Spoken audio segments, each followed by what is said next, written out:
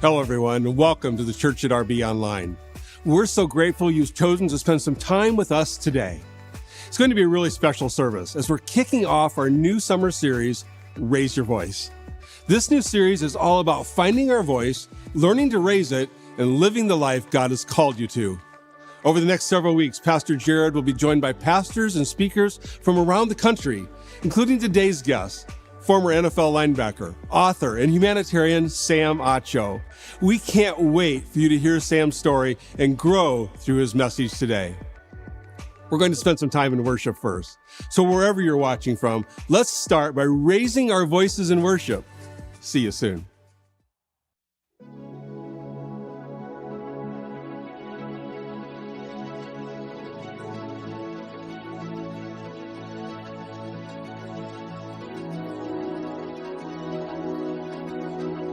I am waiting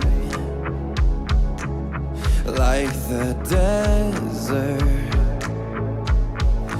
for your rain, for your rain. I am bracing like the shoreline for your waves, your calming waves. 'Cause when you move, I can recover and I get wrecked when I rediscover more. When you speak, I see the colors and all my heart wants to uncover more.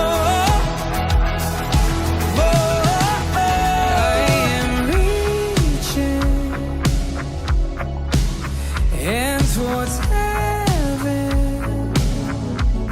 I'm so undone, so undone. You've awakened, you're reshaping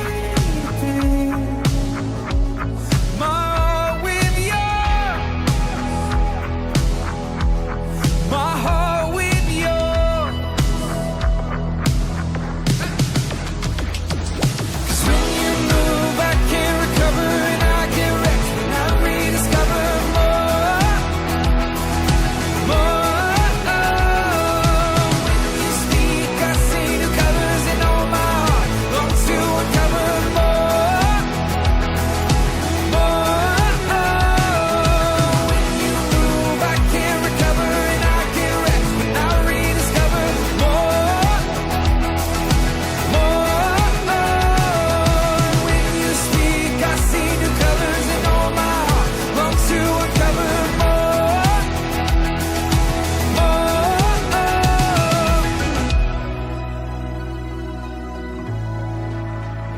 I wanna live here inside your heart. I wanna live here inside your love. I wanna live here inside your joy. And there's nothing that I want more. I wanna live here inside your heart. I wanna live here inside your love. I wanna live here inside your joy. And there's nothing that I want more. I wanna live here inside your heart. I wanna live here inside your love. I wanna live here inside your joy. And there's nothing that I want more.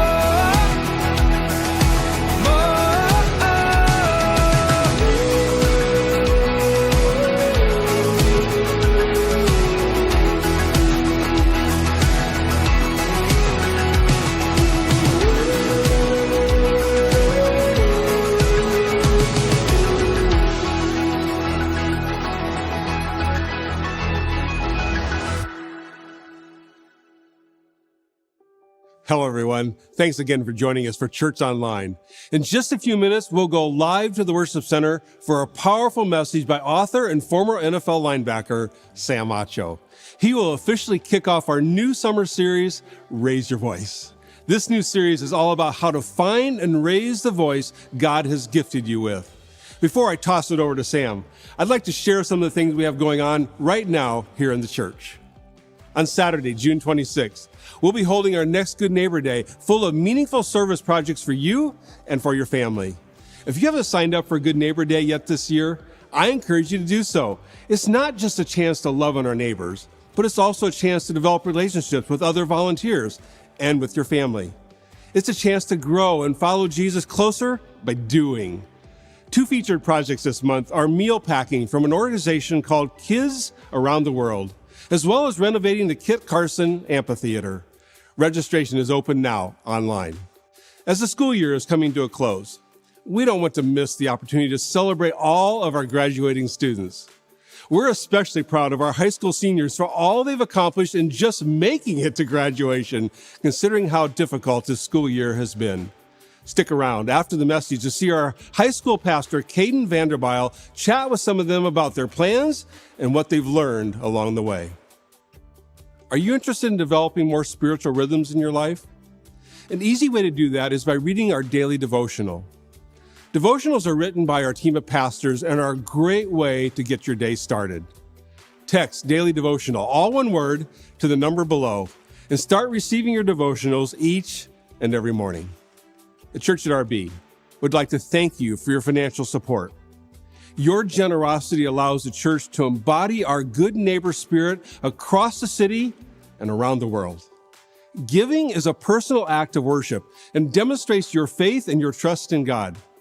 If you're in a position to give, we invite you to do so by going to crb.gives. Let's continue to worship together. And then Sam Acho will kick off our new summer series, Raise Your Voice.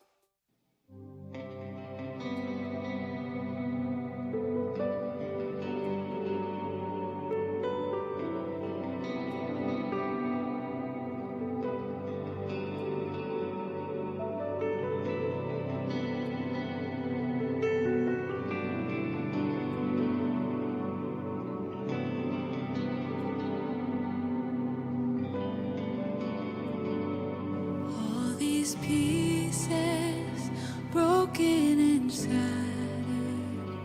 in mercy gathered, mended and whole, empty-handed but not forsaken. I've been set free, I've been set free. Amazing sweet the sound that saved a wretch like me. I once was lost, but now I am found. Was blind, but now I see. Oh, I can see now.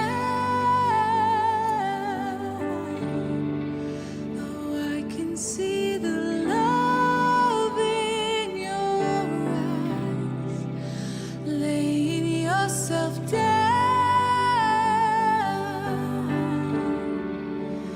raising up the broken to life.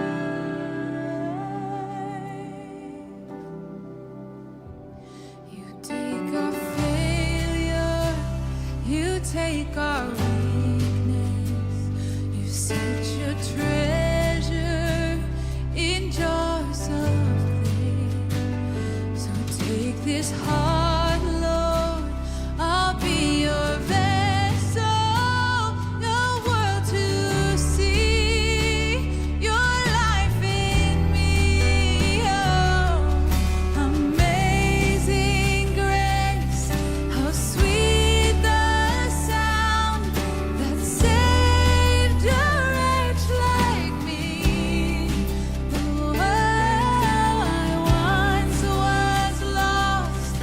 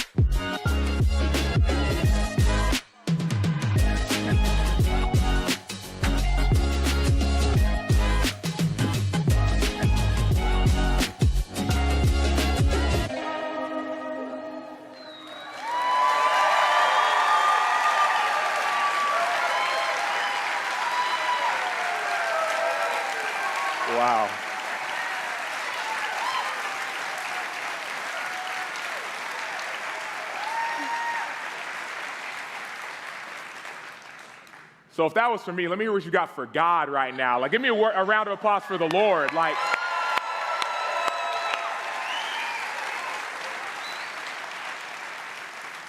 how good is God? Like, how good is God?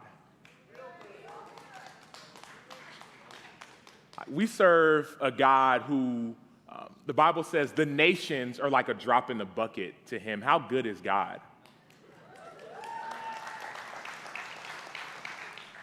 We serve a God who speaks to the wind and to the waves, a God who heals, a God who sees, a God who hears. How good is God?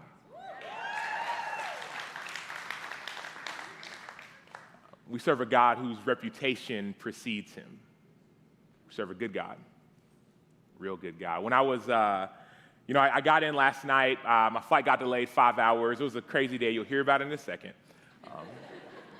But as I landed and as I made it to the hotel, I was driving by the church, and I got in the hotel, and the guy in the lobby who was serving me said, oh, are you speaking tomorrow? Or are you doing something at the church? I said, yes. He said, oh, I know about that church. That's the Good Neighbor Church. Ah.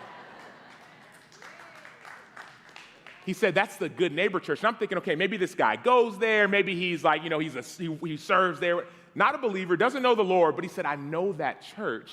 That's the Good Neighbor Church. They serve in our community. They've helped us with projects. They're in and around. They're everywhere. I know that church. How good is God? Yeah. You see, what I didn't realize before coming here was that your reputation precedes you.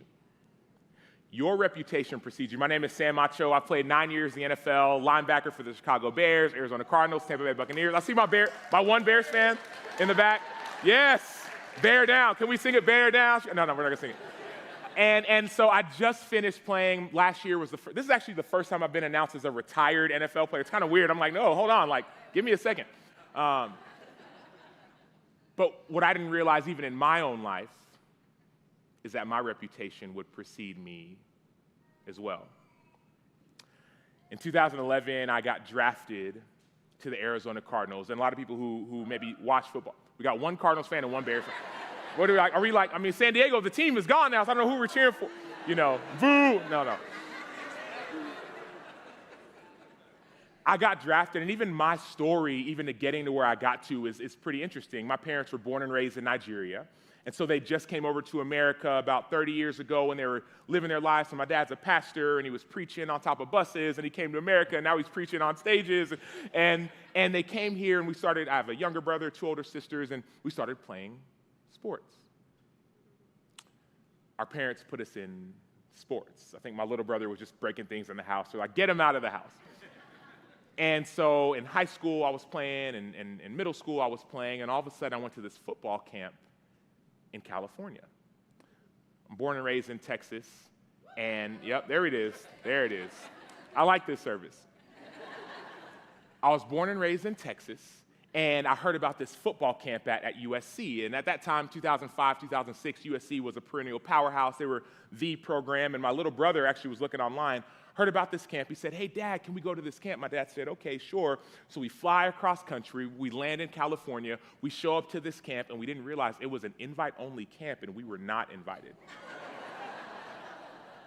We were not invited. See, it was their top 300 camp, so the top 300 players from the entire state of California were at this camp. And unbeknownst to us, it was this, super special camp, so we just showed up. And they're like looking through. It's like they're literally like almost like you're like looking through, and it's like I don't see. Like they're flipping through. Where is it? And I don't know what my dad said, or maybe we were kind of big. I did a couple curls, so I looked kind of big. And so for whatever reason, they let us into this camp. Let us in. And I go, and at that time, so I played outside linebacker, and in high school as well, I played defensive end and tight end, so offense and defense. It was a 2-day camp. The first part of the first day, I went as an offensive player, as a tight end. I figured, okay, if I play tight end and show my receiving skills, I'll really show them, I'm special. But my heart, and in my heart of hearts, I knew I loved defense. Loved getting after the quarterback. I loved it. And so first part of the day, I was doing the offense thing, and all of a sudden, I switched. So I started off here, then I went to this defensive side. And we started doing these drills, these one-on-one drills, pass rush drills. So it's pretty much you versus another player, and whoever wins, you get awarded. It's like a check mark. So I'm doing these drills, and I don't know, I just wanted to compete. And I was beating the guys, I don't know, I guess I was doing well. I went to the next drill. All of a sudden, I got called back to do those one-on-one drills again. At that point, I'm thinking, okay, did I mess up? Like, what happened? Like, maybe I need to show them that I can be better. I don't really understand. And so I go back, I do the drills again, I beat the guys in front of me again, and as I'm walking back with the coach, I say to one of the assistant coaches, I say, hey, coach, like, what was that about? Was it just not really so impressive the first time? Like, what did I miss? He said, oh, no, Sam, that was phenomenal, but we wanted you to go do it again because the head coach wanted to see you up close and personal. Pete Carroll was in town, and he wanted to see me. And so I'm like, mind you, I wasn't like a college, I didn't know who Pete Carroll was. Like, disclaimer. I was like, okay, like, but he wanted to see me. So I went and did the drills, they went well. And then so I finished the camp, and all of a sudden, me and 5 other players, so 4 other players, so 5 total, get called up to Pete Carroll's office. He was offering us a scholarship. Invite-only camp, and I wasn't invited. How good is God? And so he offers a scholarship. Long story short, I turned them down. I know. And I ended up going to the University of Texas. I played there, then I got drafted to the Arizona Cardinals. And it's interesting, like I grew up, as I mentioned, my dad is a pastor, my mom is a lover of Jesus. Like she loves Jesus well.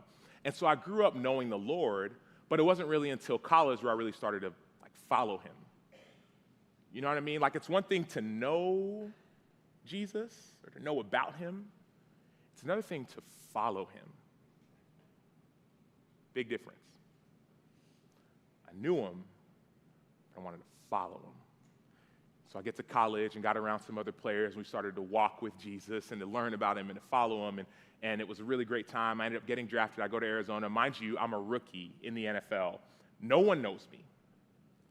My high school people knew me. My college guys knew me. But in the NFL, no one knew me. And so we had this guy on our team. His name is Larry Fitzgerald. If you heard the name, yep, Larry Fitzgerald. He's a 15-year NFL veteran, going to be in the Hall of Fame. And he was like the star of the NFL. And I was a rookie, right? So star, rookie. And all my friends from college and high school were calling me and saying, hey, Sam, you're on the team with Fitz. We call him Fitz. Man, how is he? Is he as great as he seems on TV? And is he a believer in all these things? And I knew nothing about Fitz. Why? Because I was afraid to talk to this guy. He was the superstar, and I was just the guy. I knew nothing, but I would pretend, oh, he's great. Oh, yeah, he's the man. We hang out all the time. And finally, I think one time I got caught, and one of my friends was like, dude, just go talk to the guy, right? Go talk to him. And so I did. And one thing about me is I notice things about people. Like yes, I talk a lot. We'll get to that later. But I love watching people and noticing things about people. And one of the things that I noticed about this man was that he seemed to care a lot about his image and how he was viewed. Cared a lot about what people thought about him. And so my approach to this conversation was to take a little bit of a different angle. So I went up to him one day, right around this time, right before the season was starting, and I said, hey, Fitz. He said, yes, Sam. Oh, you know my name? Wow, that's pretty cool. I said, hey, a lot of my friends from high school and college, they ask me about you. They say, are you as good of a guy as you seem? They ask me why you do all the things that you do. Why do you serve in the community? What is it that's driving you? Are you real? He said, okay, well, what do you tell them? I said, I tell them, I don't know. I don't know you. I don't know anything about you. And he looked at me. He said, Sam, why don't you just take some time and get to know me? Take some time and get to know me. So I did. And that singular conversation would lead to a lifelong relationship where we would go to each other's houses, we'd play chess together, we'd talk business, we'd talk politics, we would talk sports. He actually invited me to go meet a few former presidents, which was pretty cool. Not gonna lie, I talk about that in my book, which is outside. There's another story in there too, which you'll get to in a second.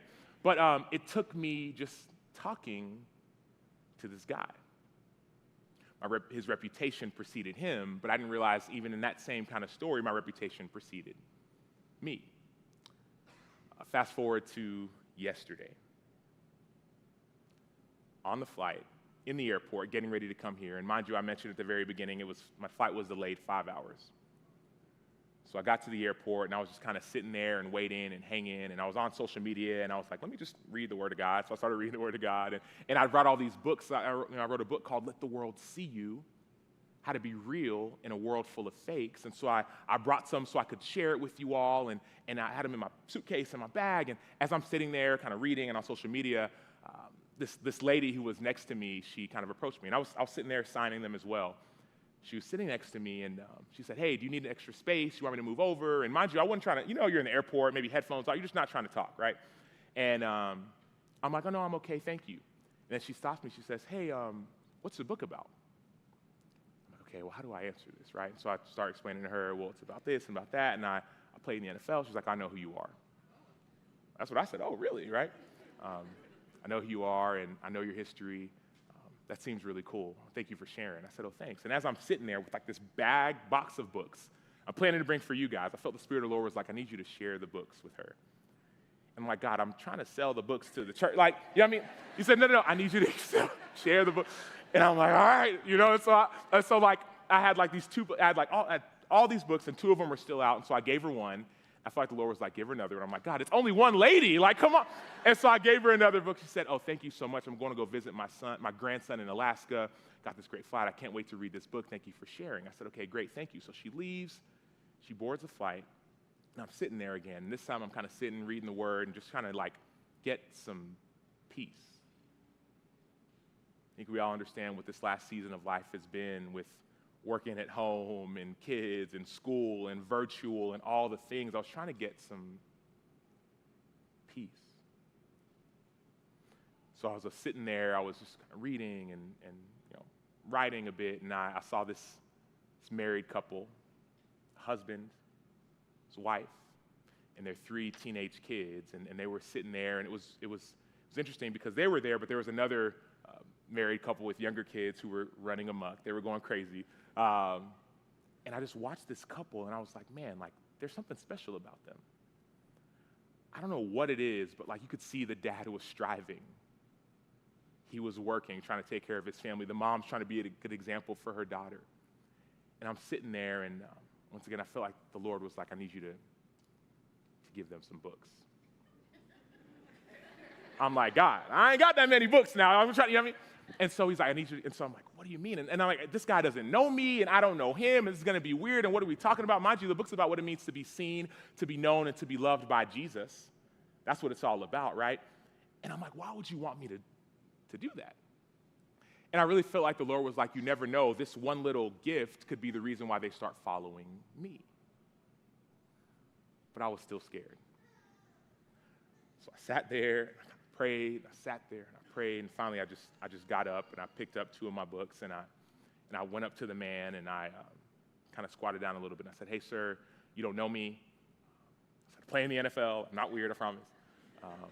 But I wrote this book, and I really respect and admire you, and I think I want you to have it. Mind you, I gave him 2. What's happening? I want you to have it.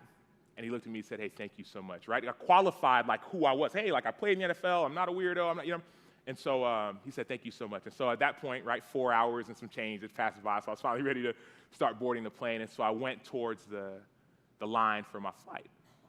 As I'm sitting there, I'm waiting. There was a lady. We started talking, and she's staring with me about how she's coming to California or San Diego, for a conference about leadership and about authenticity and about all these things. And as she's talking, she said, hold on one second. She pulls out like this book from her bag or from her purse. She's like, yeah, this lady, she does this conference. I said, great. And once again, I thought the Lord was like, give her a book. I'm like, God, I'm going to be out. Like, I'm going to be out by this point, right? But I pick up a book from my bag, and I get ready to give it to her, and I share the story about how the man who I had just talked to, and I said, I feel kind of weird, because the man, I don't know if he was a follower of Jesus, but this woman was. She talked about her love for God. And she says, man, even this conference I go to, it's biblical based. Right, we're following Jesus. And so I share with her, I said, yeah, and I have my background in the NFL, and So when I gave it to this guy, I kind of told him I was an NFL player and I feel like I have to qualify myself. She said, I want to challenge you. All the stuff you did in the past, it doesn't matter. See, before you said anything about your history, your background, or your accolades, like I saw your eyes. I saw the integrity in your eyes. So I want to challenge you, Sam, put all that away. You don't need that platform. You have Jesus. You have Jesus. My reputation preceded me. A few days ago, I live in this kind of like townhouse area. We have this HOA, so we have people who kind of manage the buildings.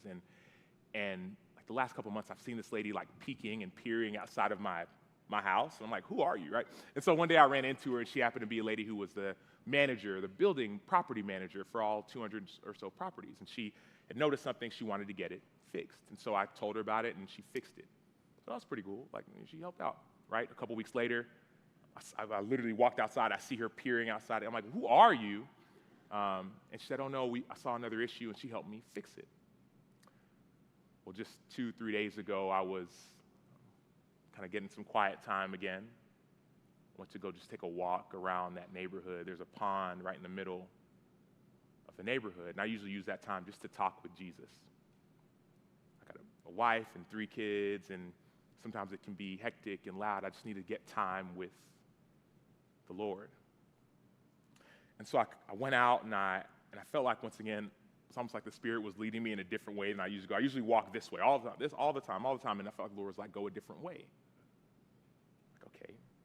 So I went a different way, and I sat down, I was praying, and I was thinking, and I was trying to meditate on the Word of God and even what I was going to share with you all. And I felt like the Spirit was like, hey, I need you to get up and walk. So I got up, started walking, and I saw that lady again. So I kind of like ducked my head. I'm like, I don't know what you're. And she stops me. She says, Sam. So I look up and I go to talk to her. She was sitting outside of her garage pruning some flowers. And she said, hey, Sam, I just wanted to share with you that just about a week or 2 ago, I got fired from my job as a property manager.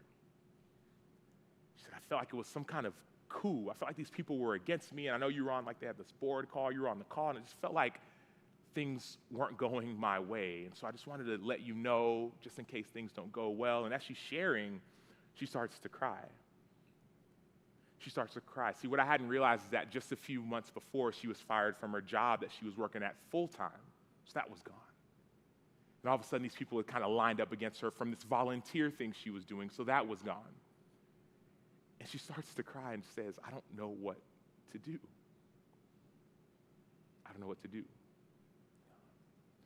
And so as I'm sitting, and actually I was standing and just listening and talking, I tell her, hey, I'm going through a little bit of a transition myself. See, the last 9 years of my professional career has been doing this one thing. I've been playing football, on TV, signing autographs, going to games, traveling, and this last really year, for the first time in my life, I haven't been doing that. So in so many ways, I don't know what's next.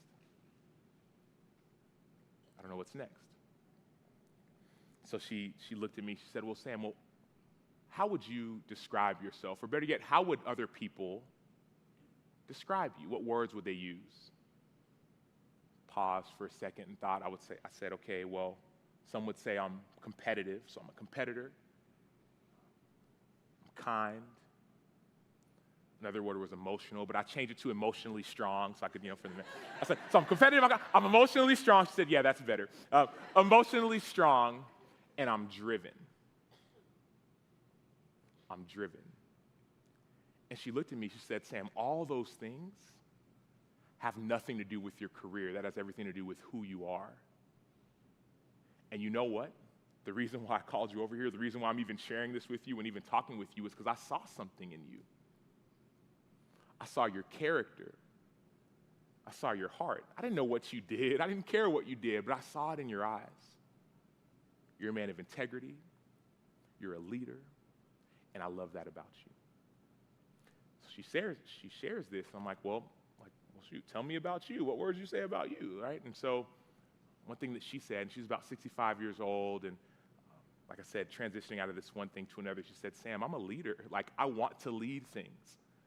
I'm a competitor. I'm fiery. I wish I had some shoulder pads. I can go and get those people who are trying to do that coup against me. Like, that's what she said. She's like, I have this like energy and this angst and this fire and this passion, and I have to get it out somehow. I have to. And I looked at her, because she almost felt this way, like, is it wrong that I feel this way? Is it wrong that I have all this pent-up energy and even anger or aggression? Is it wrong? I looked at her and said, God loves that about you. God loves that about you. Well, why would I say that? Even go back to the Bible, right?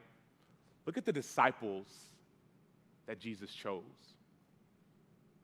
He didn't choose perfect, put together, looking good people. He chose outcasts. Think about Peter, right? Peter was fiery and feisty. When the soldiers were coming to arrest Jesus, Peter came and cut up ear off with a sword. Like, Peter's like, no, Jesus, you're not going. God didn't see that and say, no, you're not good. He said, no, I see that and I love that, but I need you to wait. I need you to wait because I'm doing something new in you. Matthew, a tax collector, right? Like, I see good in you. I see the beauty in you. So as I'm sitting with this woman who has this, I'm like, can I sign you to my new football team? Like, you're ready to go. As I'm looking at and talking with her, I just started honestly just ministering to her. And I honestly didn't want to, because I'm like, once again, like, I don't want to be the weird guy, but like, I felt like the Lord was like, this is your opportunity. So we start talking about God and talking about his love that he has for us and his plan for us. And she says, oh, Sam, that hits home. That hits home.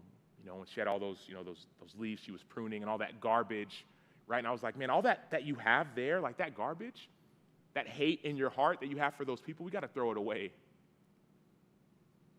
Got to throw it away. The doubt, the confusion, God, are you here? God, like, we have to trust him.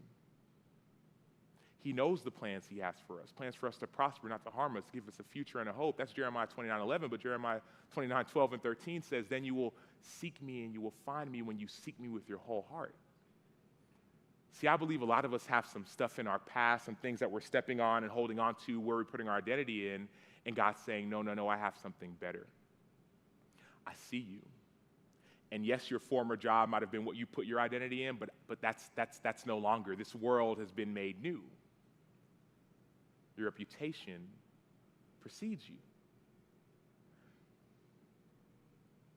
I mentioned I'm going through a transition right now, and it's been hard.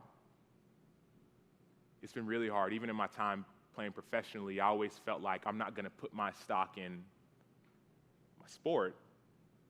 I'm going to put it in Jesus. But even with that, it's been really, really hard to wait. To wait. God, what's going to be next? And God, why is it taking so long? Then I started reading the Psalms and seeing David struggle. Right? David looked for direction. You know, Psalms 25:12, and even verse 14, it says, the secret counsel. Another version says, the friendship of the Lord is for those who fear him. He makes known to them the way that they should choose. God, show me the way I should choose. But then I stopped and said, okay, well, what about the people who know the way we should choose, but we don't go? We know what we should do. We know where we want to go, but we don't. What is stopping us? For a lot of people, like myself at times, it's fear.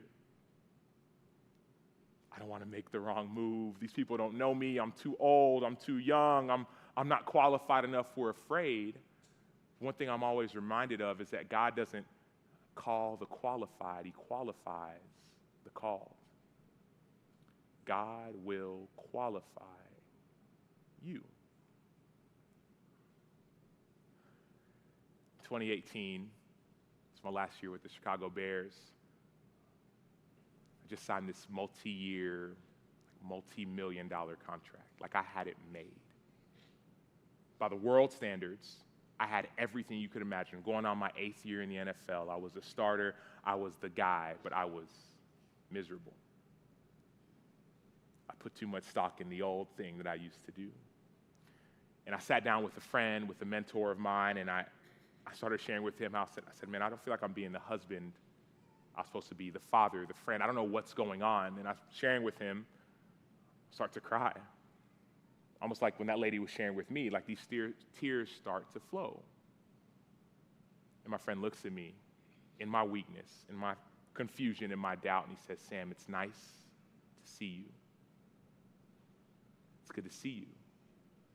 I said, what do you mean? Like, this is weakness, and I don't know if I'm doing it the right way, and I thought I had it together, and everything seems like it's going wrong, and what do you mean? He said, it's nice to see you. He said, I've known you for about a decade now, and I've never seen this side of you, but one thing I'm reminded of is that when you're weak, that's when God's strength shines. See, Sam, you've been pretending. You've been hiding. You've been acting like one thing, but God says, no, I know you, I see you. That emotional piece, that emotionally strong piece, right? That's your heart. That's your superpower. Like, that was a part of me I used to never want people to see. Supposed to be this big, bad football, NFL star, yet I feel for people. I felt for that lady who lost her job, who had people turn their backs against her. I felt for her, and I sat with her. Gave her a book, too. I really did. I'm going to be out by the time we finish. I felt for her. And as I started thinking about like the fear that I have of stepping into this emotional power, God said, that's your strength, your weakness, your doubt, your confusion. Put it all away and put your focus on me. I see you, I know you, I love you, I'm for you, I'm with you. How good is God? Fast forward to the end of that year. I was talking with my friend, as I mentioned. We had so that happened. A few weeks after that, we were having our third child. My wife was having our third little baby, and she had some complications in the pregnancy.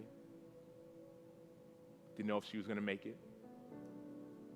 By God's grace, she was okay. Fast forward about a week later. Mind you, I'm the starter, I'm the guy, I'm the hero. I lose my starting spot. Fast forward a few weeks after that, I tear my pec, out for the season. Fast forward a few weeks after that, one of my friends, my mentors, my next door neighbor from my time with the Arizona Cardinals, he posts a message on Facebook asking for permission to go.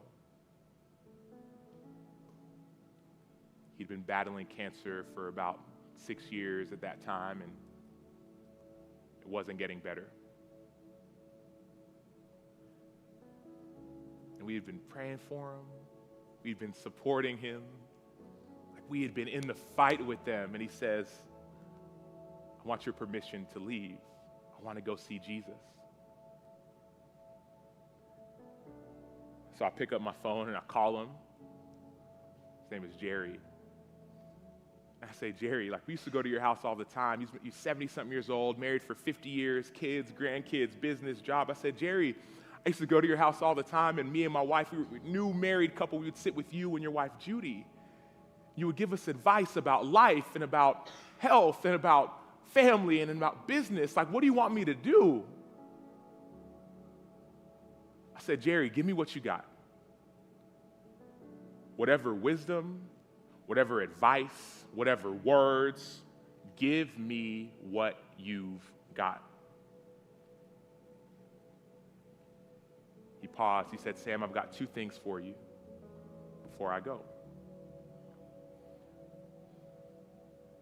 He said, number 1, the most important thing you can do on this earth is to get to know Jesus. I don't care about your fear, your trepidation. Get to know Jesus. Why? Because God takes no greater joy than you getting to know his son. Get to know Jesus. And he paused. And I was sitting on the edge of my seat. Like, if that's number one, number two better be like, what is number two? Like, get to know Jesus. He said, Sam, the second thing I want you to know, he said, you are worth getting to know. Never forget that. You are worth getting to know. Those would be the last words I heard from my mentor and my friend. You're worth getting to know. And those words would carry with me. See, that time I was hiding from my teammate. I didn't want to talk to him. I was scared. I didn't think I was worth getting to know. The time I was walking around the neighborhood and I ducked my head, I didn't think I was worth getting to know. The time at the airport, I'm sitting down, I've got this phenomenal book that I think is going to change people's lives, and God's like, give it to them. I'm like, I didn't think I was worth getting to know. But sometimes, just sometimes, we need people to remind us of the truth.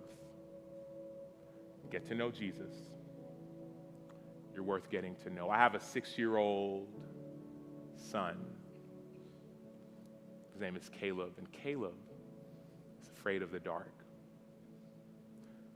So oftentimes he'll want to sleep with mommy and daddy, or he'll say, Daddy, can you come and sleep with me? I have bad dreams when it's dark. Daddy, I'm scared. Can you come lay with me? So I said, okay, I'll lay with you.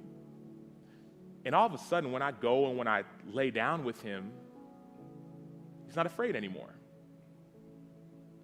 The room is still dark, the night light's still on, sunshine hasn't come. But when I'm with him, he's no longer afraid. It's almost like the light has come. See, a lot of what we tend to forget is that Jesus is the light.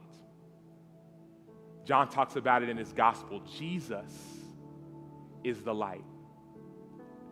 And so many of us have this light inside of us, but we're afraid of the dark. We're afraid of our past. Some of us are even afraid of our future. But if I could remind you of one thing alone, yes, get to know Jesus. You all know Jesus. Your reputation precedes you. The first thing I heard when I landed was, man, I know that church. That's the good neighbor church. So y'all know Jesus. But you are worth getting to know. I need more. The community work y'all do, I need more. The work in sex trafficking that y'all do, I need more. The work where you're giving out food to the homeless, I need more. This community needs more. They need to get to know you. This state needs more. They need to get to know you. This world needs more. They need your light. They need your heart. They need your emotional strength. They need you. So as I was talking with your pastor, Jared, earlier, I almost got this kind of like vision of like just these winds. You know, like the wind, like the winds that are like blowing and blowing. And I feel like God's trying to send his people out and y'all are going, but sometimes we kind of like sit like this so we don't move. We play small, we hide, we pretend. And God says, I want you to fly. I love you. I am for you. I am with you. I have really, really good plans for you. Forget the shame. Forget the doubt. Forget the fear. Right? Peter denied Jesus 3 times. And then what did he do? When Jesus rose, Jesus said 3 times, feed my sheep, feed my sheep, feed my sheep. He said, yes, yes, yes, yes, yes. God is calling you all to feed his sheep. No one else is better suited than you. You're already doing it. You're already living it. You showed up. But I need more. We need more. This world needs more. Get to know Jesus, yes. But understand, every single one of you are worth getting to know. Let the winds of the Spirit lead you into the community, not just within these walls. Be world changers, because you're fit for the job. Thank you.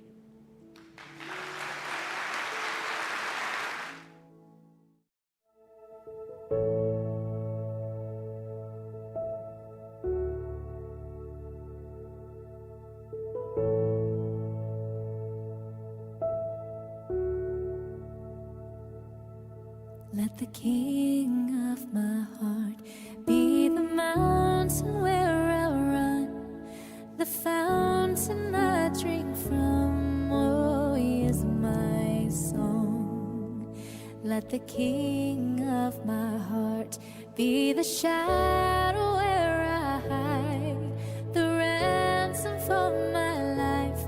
Oh, he is my song. 'Cause you are good. You're good. Oh, you are good. You're good. Oh, you are good. You're good. Oh, you are good. You're good.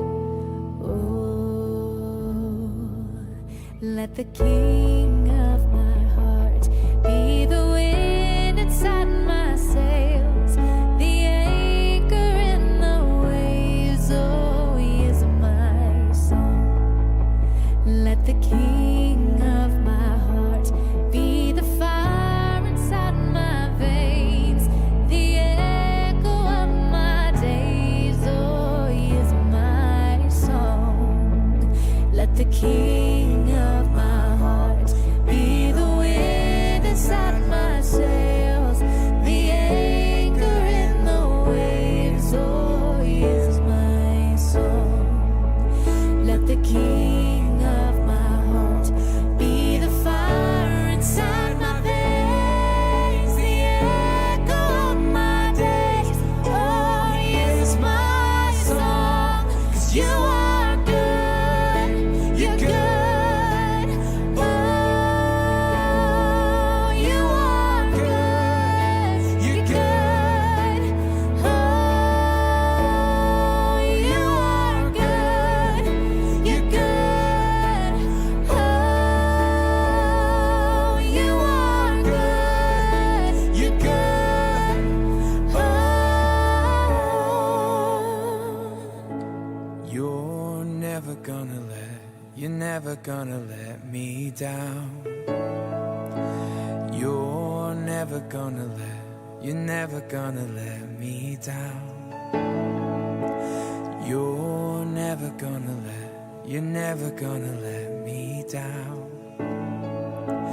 You're never gonna let me down. You're never gonna let me down. You're never gonna let me down. Oh no, no. You're never gonna let me down. You're never gonna let me down. 'Cause you are good. You're good. Oh, you are good.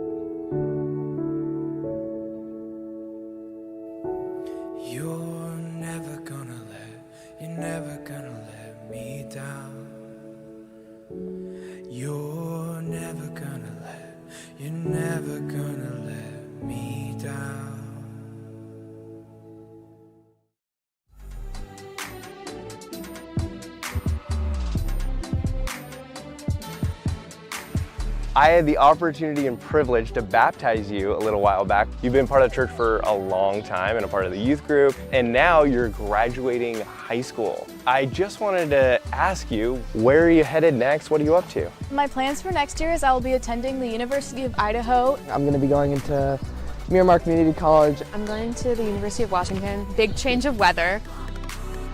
Looking back on your high school career, what 3 words would you use to describe it? Would definitely be unique with COVID and everything. Fun because I made so many friends. Intense, I guess kind of joyful. It's quite a lot to process, but it's also a lot to be happy about too, because I finally made it. I'm finally here.